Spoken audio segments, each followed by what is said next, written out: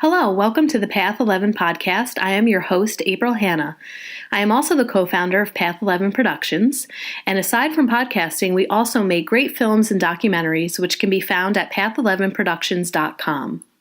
We have a special promo code just for our podcast listeners. The promo code is Path11Podcast, and if you go to our website, path11productions.com, and visit our shop page, put that promo code in, and you will receive 50% off of our Evolution DVD, which is the third film in our Path Trilogy series. If you would like to become a sponsor of the Path 11 podcast, please email me at info@path11productions.com. And now for this week's show.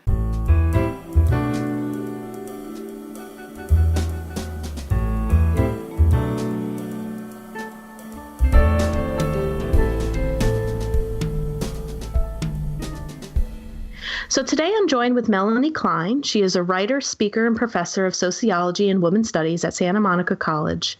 She is a contributing author in 21st Century Yoga, Culture, Politics, and Practice, and is featured in Conversations with Modern Yogis.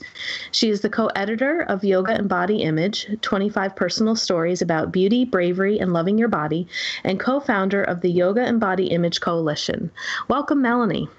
Thank you for having me. Hello. Hi, very nice to meet you here. And you also have a recent book that you just put out, and it is called Yoga Rising, and it's a collection of 30 different empowering stories from yoga renegades for everybody. So Yes. We'll also talk about that as well.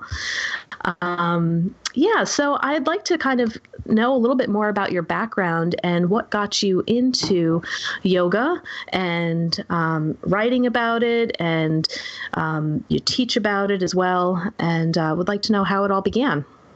Absolutely. So I stumbled in my first women's studies class many years ago, and found it to be one of the most exhilarating, informative, insightful, and life-changing experiences, in the sense that things that I had experienced as a girl, as a woman, now had an explanation. I began to understand that the things that I had felt personally, things that I had experienced in my life, were not somehow a reflection of my own inadequacy or a reflection of my own inability to persevere or anything else, that as a woman living in a patriarchal system, that were certain challenges that were unique simply because I was a woman, and that there were other girls and women who had very similar experiences. And so to me, that was incredibly exciting, because a lot of the personal shame,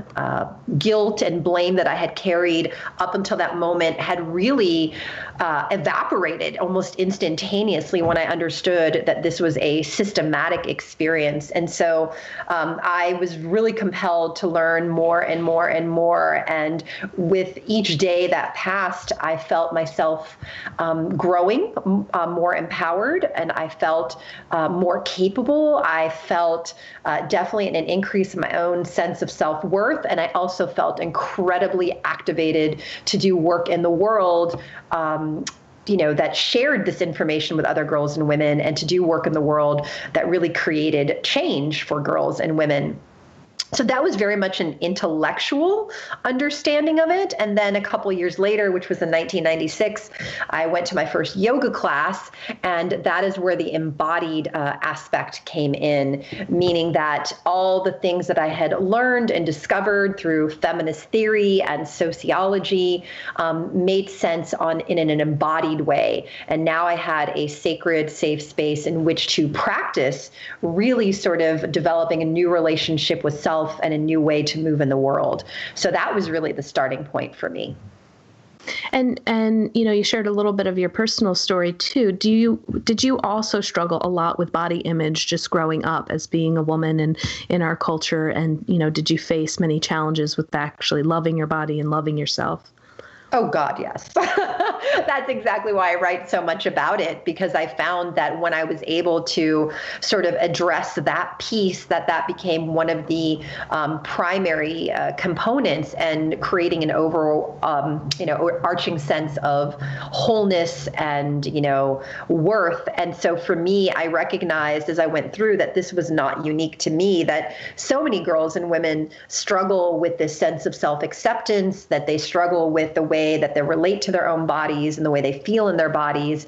And I recognize that if that is something that we are so concerned with, that it leaves very little time, money, and energy for cultivating other skills, talents, or abilities, that it's very difficult to create social change if we are really consumed with the size and shape of our thighs or our breasts, or consumed with our cellulite. That I found that it was a way to keep women and girls small, to keep our voices quiet, and to keep us from truly activating ourselves in such a way that we are going to move in the world as an agent of change. So I felt that while there are many ways to approach this, that certainly coming to peace with ourselves is, I feel, a foundational piece for many girls and women to then grow into their complete selves and move into the world in that particular way.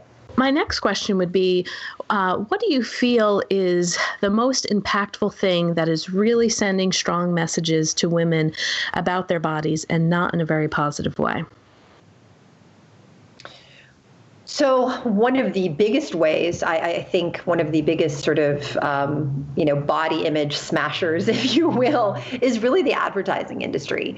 Of course, there's also the fashion industry and media in general, but certainly, advertising, since we are just literally saturated with it wherever we go, is one of the largest components of that. And then, of course, just media in general. That happens to be one of the areas that I really spend a lot of time working with, which is media literacy education, and working to not only challenge the images that we're constantly surrounded by, but also to change the images that we actually see, to advocate for greater diversity, inclusivity, and equity in those representations.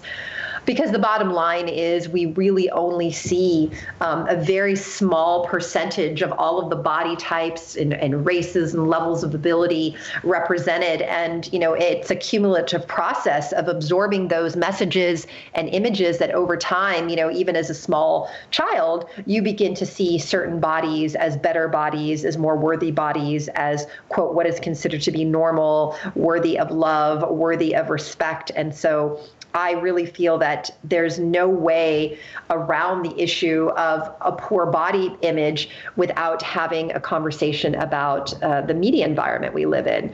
I mean, you can walk down the street at any given time and people are constantly on their devices. There is almost no time at all in the day where people are not taking in very carefully crafted messages and images that have very narrow themes and representations that we are exposed to over and over and over and over and over again. So I feel that that's really the largest culprit in our culture today.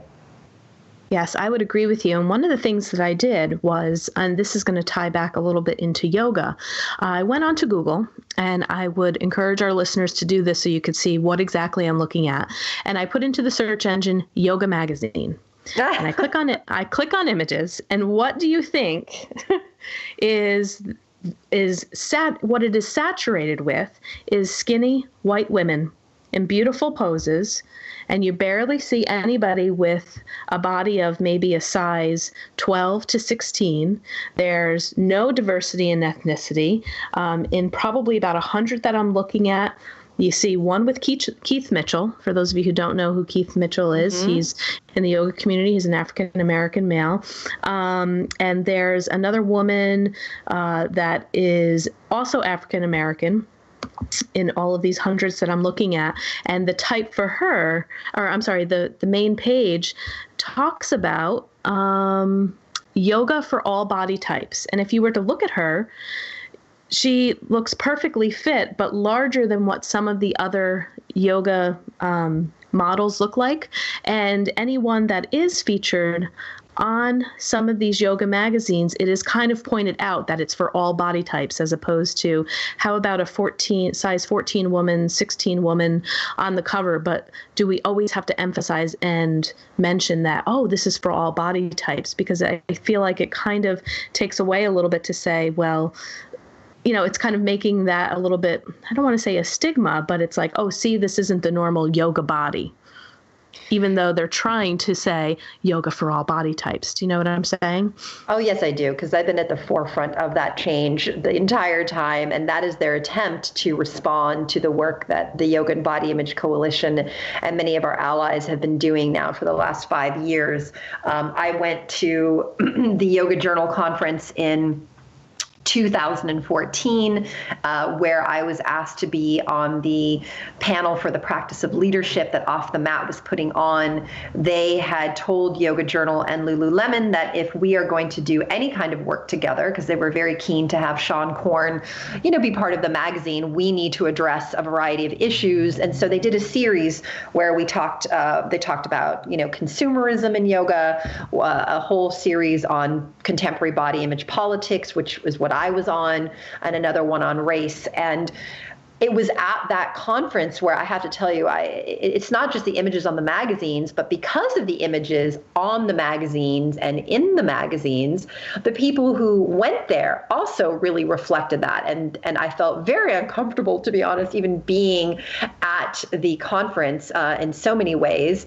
And after I was having a conversation, I really got the idea of we need to be the media ourselves. If they're not going to take the lead and make changes, we're going to make changes. And that is where the hashtag What a Yogi Looks Like campaign was born. And that fall, we did a huge photo shoot of a bunch of yogis wearing their "This is what a yogi looks like" t-shirt that I had designed. We created a huge feature for Mantra magazine. A little bit, interesting enough, was featured in Yoga Journal. It was featured at Yoga International. And this really created a huge movement where in the last 4 years, we've really aimed to diversify what's coming through the social media feed. We have really sought to diversify the content and the imagery used by magazines, and we have created our own images and stories, featured teachers, and the whole intention was to challenge the limited notion of the yoga body, to challenge the idea of what a yogi looks like, and also to challenge the idea of what a yoga practice looks like. That it's not just, hyper flexible white women who are very young and able-bodied on beaches in bikinis, which I always like to say, I don't actually have a problem with those women at all. People seem to think that, somehow I'm against them. I'm not. Some of those images are really beautiful to look at. I think it's great. I know when I was young and, I felt a certain way in my body, it was exciting for me to perform and to move and to share that. But the problem is that that's all we see. For me, it's not about saying that these women should not be seen, these photographs should not be taken. That's not my stance. What I'm saying is this should not be the only people that we see. These should not be the only images that come through. This should not be the only type of magazine cover that we have. And so that has really been my mission and my work. And so when you say, in many ways, we still see the same covers and the same images inside, but now there's the tag, that, oh, hey, by the way, even though this is what we're showing you, guess what? Yoga is for all bodies, is honestly their very half-hearted, incomplete attempt to take the arguments and points that we have all been making in the grassroots and incorporate it into their content. And I recognize that it is an attempt, but it's very, very incomplete. And it is certainly by no means the answer or what we're looking for. I pitched many years ago, I pitched to Yoga Journal actually having a cover that was kind of like a Vanity Fair-esque type cover where you would feature, let's say, 6 different people, and it would be a pull-out cover where you see all the representations that we have, in the human experience, from, featuring someone with a physical disability to someone in a larger body, people of color, trans people, men and women, and so 2 times they turned that down. And ironically enough, Runner's Magazine in that time time period has featured two larger bodied women on the cover. And I always found that so ironic because, to be quite honest, Runner's Magazine would be the last magazine I would expect to feature a larger bodied woman. I would have expected that the yoga industry would have been the first in that.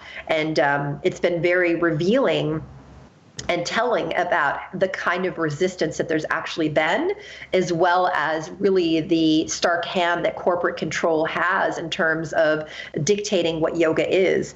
The people who run that magazine don't have a yoga practice. They are not actually yogis. So the reflection of yoga and yoga practitioners is something that is very incomplete and inaccurate. Yeah. And, not only, I know we're talking a lot about women too, but I mean, how about men? I mean, if you type in yoga magazine and there's no men on the cover except for Keith Mitchell. So like even yoga for men as well, it's just so heavily marketed towards women. And I believe I had a conversation with another person at a time, and I don't know the full history of yoga, still learn it here and there through others, but wasn't it primarily men that were practicing it? Yeah, and that was actually what I was going to bring up. Given the really patriarchal, male-centered lineage of teachers, and even the fact that, I will be honest, when I started practicing in the late 90s, and I live in sort of the yoga mecca in the United States, I live in Santa Monica, California, where a lot of the big name teachers originated from, anyone from, Shiva Ray to Brian Kess, Saul David Ray, Sean Korn. I mean, really, we've been very fortunate to have all of these incredible teachers. Most of the teachers during that time and in that scene were men.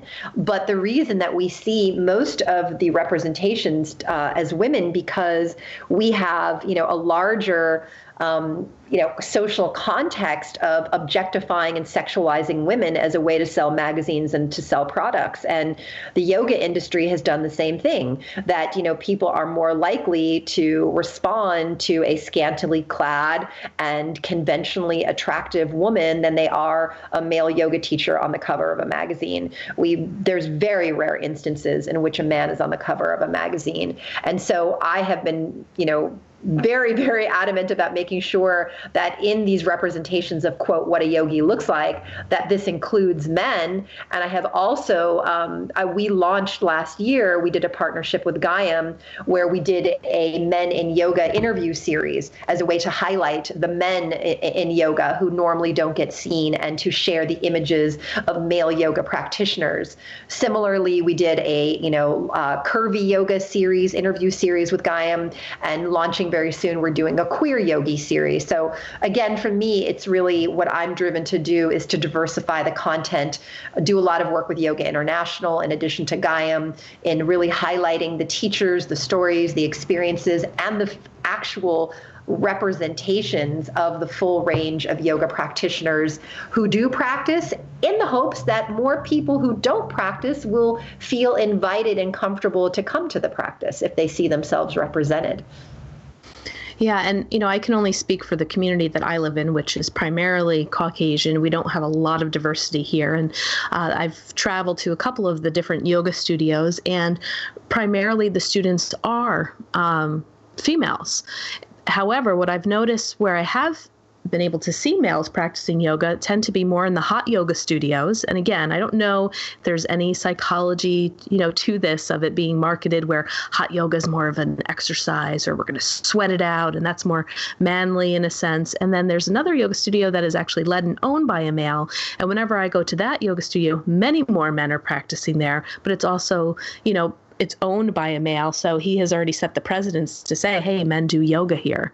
My town is I would say pretty sheltered with when it comes to diversity of things. So, we don't have an opportunity here to see all the different types of yoga bodies. But I find in this community, even for myself, that it could be a little intimidating. It's like you go to these yoga studios and sometimes it's more about how fancy people are looking, what they're dressed in, their yoga pants, and what their shirts say. And I'm like, what are we really here for sometimes, Yes, and I mean, one thing that you hit on, and there's a few things I want to respond to, but the first thing is that when we have a diversity of owners, visible yoga teachers, when we have a diversity of representation, when we have a diversity of individuals who are the heads of the corporations that produce these images and messages, right, and we have more diversity behind the lens as well as in front of the lens, well, then we're going to be bringing more people into the practice, that we start to really share that. And the bottom line is that if we look at those who are sitting at the table and making the decisions about how things are run and how things look, they all look the same. And that is what we end up seeing as well, that we don't have a diversity of experience, we don't have a diversity of skill sets, we don't have a diversity of knowledge when we're constantly going to the same groups of individuals. So we need to have diversity on every end of the spectrum, from, like I said, studio ownership, teachers, those who are the heads of the corporations, those who are running the magazines, et cetera. And then the other thing is, when you describe that environment, I have to say I'm really grateful that I was able to come to the practice when I did and where I did, because not only did I start practicing prior to the rise of the quote yoga body, I started practicing before there was such a thing as a yoga celebrity, right? And I started practicing in a space where, my teacher, it was donation based. It was the only and first donation based studio in Santa Monica. It was not in a quote yoga studio. It was in an old dance studio that has been there now for like 100 years in an old building. No frills at all, no registration desk, no, product room. There was nothing being sold. It was really bare bones, the yoga practice. And so I feel that part of the reason that I can have this orientation is because I know what else can exist. I think I would have a very different perspective on what I'm seeing. I would have a very different approach to my work if I was doing it at all, and a different sense of the practice if I had maybe started practicing 5 years ago or even 10 years ago, where studio culture with retail spaces and scented candles had been the norm. So that I think that's really why I have the perspective that I do, and know that what people have become accustomed to in studio culture is not inevitable, that there are different models and ways that we can practice and share the practice as well. Yeah, I think that's wonderful. And one of the contributing authors in the new book, Yoga Rising, Jessamine Stanley, I don't know if I'm pronouncing her first name right. So I wanted to tell a little story about this. So one of my good friends, Karen, she's really excited for this interview. I told her I was interviewing you and told her about your Yoga and Body Image Coalition and how she might be able to bring it to her community where she's living now. About 3 years ago, I won't give away her age, but I'll say she's an older, newer yoga teacher. Got her yoga teacher certificate and training about 3 years ago. And she was one of the first people who actually opened my eyes to say, gosh, yoga should be for everybody. And she really wanted to tailor her yoga classes for all different ages and all different body types. And so I had the wellness studio. I brought her in as a yoga instructor, and we were finding that because I wasn't a yoga studio, it was more of a wellness center, more people were coming in that typically would never have shown up to a yoga studio. And my friend Karen said, you have to check out this woman, Jessamine Stanley's page. And when I did, I was like, wow, that was the first time I had ever seen a bigger, I don't know what the proper term is, a larger bodied woman, actually doing yoga, and had a beautiful yoga practice. I'm thinner than her, and I don't have the flexibility or the practice that she has. And I was like, wow, that's amazing, and she, I think, has really been a great voice for the yoga community to show people that it doesn't matter what size body you are, that you can partake in this. And I know that part of her story and what she shared also in your book was that her practice really stemmed from some depression, and feelings about her own weight that led her into yoga, finding yoga. And now I feel like she's one of those people that's at the forefront of really talking about this body image and feeling comfortable in your skin and giving permission for all people to practice yoga. Oh, absolutely. Yeah. Jessamine has been amazing in creating greater visibility. I love how widely she is seen and all the opportunities that she has now had to really, diversify the imagery and also to show what, all bodies are capable of. Although I will say not all bodies are capable of what Jessamine can do. Some are, but, she really is groundbreaking in that particular way. And, again, it shows that how when we can break through the very small mold that has been made by corporations who profit from that limited stream of images, more people really feel inspired and invited to the practice. And that's really what I'm about, is bringing the practice to as many people as possible, because I understand that there are some incredible transformational and healing benefits from having a consistent practice. And I feel that, our sort of intention and our work as a culture should be making this more accessible, because we all benefit when people have access to gaining greater peace and acceptance and joy and equanimity and balance, stress management tools. I mean, we really, that is not something that should be made exclusive because of cost or because of the imagery that really makes people feel that they are not welcomed or that this is not something for them. We all benefit. And that's really always been my passion, to share that. And this goes back to, like I was saying, how did this all start? Not only was I constantly wanting to introduce people to feminism and sociological analysis, but bringing everybody to yoga, because between the two of them, they, I say in the first book, Yoga and Body Image, that feminism freed my mind and yoga freed, my body, that I really got the full rounded experience of what it means to be personally liberated through the critical analysis, the intellectual understanding, and the embodied experience, and bringing them together was one of the greatest gifts of my life. And from that experience, I have spent the last, 24 years wanting to share this with as many people as possible, in the hopes that people will also find their own unique path to liberation through them. And I'm sure our listeners, I know that there's got to be people out there who are listening who are either yoga instructors or a part of a yoga community. And I know that people are going to get inspired by listening to you talk and hearing what you're doing. And I'm sure we're going to be opening up some eyes just in our pool of listeners to actually take a look at this. And next time they walk by a yoga magazine and take a look at what the culture, what you're trying to kind of work within this culture of what has been created. And you do have the ability, and you offer people to become a community partner in your Yoga and Body Image Coalition. And I told my friend Karen I was going to ask you more about that, because she was very interested. So how do we bring this to our local communities? And can you talk more about how people can become a partner in this? Absolutely. So the website is YBI Coalition, so ybicoalition.com. And there's all sorts of really incredible resources on that site. We have a full list of our current partners and our leadership team. And when people go to click on the team tab, there's also a drop-down box that says join the YBIC, and there is basically an application form, because we want to get to know the people who want to join, and we want to make sure that their work and that their orientation is in alignment with really what we're looking to do. So we invite people to join the team. It is not even a nonprofit. It is truly a grassroots effort. It is a collaborative experience. We are, in all sense of the words, a coalition. So while we do have a leadership team that kind of, helps run a lot of it, the entire purpose is for people to become a part of a community and they can find individuals who are aligned with the YBIC, hopefully very close to them, where they can begin to work and collaborate in real life in their communities.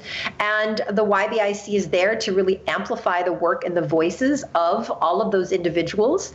So we invite all of our partners, if they have ideas for Instagram challenges, they want to do an interview, if they want to write an article, if they want to do a podcast, if they have an actual event that they want to put on in their community, if they want to do a virtual event from our Facebook Live, 5. Like literally the possibilities are endless, and we invite their creativity and their vision. And the coalition is there then to help bring that into the world and to promote that and to get it out there further than maybe they would on their own. Because, sometimes when we try to do this work alone, it can be a little more challenging. But when we come together, as I like to say, an aggregated mass, we really do have the ability to make a much greater impact. And that's what we're there for. Also at the coalition, if people want to support, there is a support tab as well. And we have different ways where you can support. Obviously, people can buy the new book, Yoga Rising, which came out in January. They can go ahead and purchase the first book, Yoga and Body Image. We also, one of the ways that we raised funds for our grassroots effort is through our t-shirt campaign. So at this point, we have 6 different t-shirts. Everybody is a yoga body. This is what a yogi looks like. Representation matters. I am body positive, and love your body is more than a hashtag. And the sales of that help keep our website running. It helps to, help fund a lot of the things that we do. And not only are people then contributing financially to the efforts, but then we encourage people to, wear their shirt and proclaim that truth.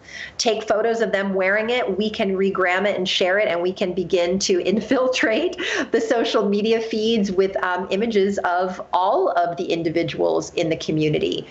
So those are just a few ways. And then we have a press page, we have our blog, we have our events, and we invite everyone to participate in whatever way they feel called. I mean, again, this is really a movement. This is not a branding endeavor. Well, thank you so much, Melanie. I think that this movement is great. I love that it's grassroots. I think you're doing wonderful work. It's needed work in this world, especially when it comes to body image overall and not just within the yoga community. And I would love, too, for our listeners to check back in with me. If any of you decide to support this YBI Coalition, if you bring something to your community, take a picture of it, send it to me. I would love to post it on our Instagram page and just keep, exposing this out there so people begin to just feel better about themselves. It allows them to enjoy all of the health benefits and the great things that come with yoga as well. So I think that this is just wonderful. And if you could just let our listeners know one more time what your website is before we finish, that would be great.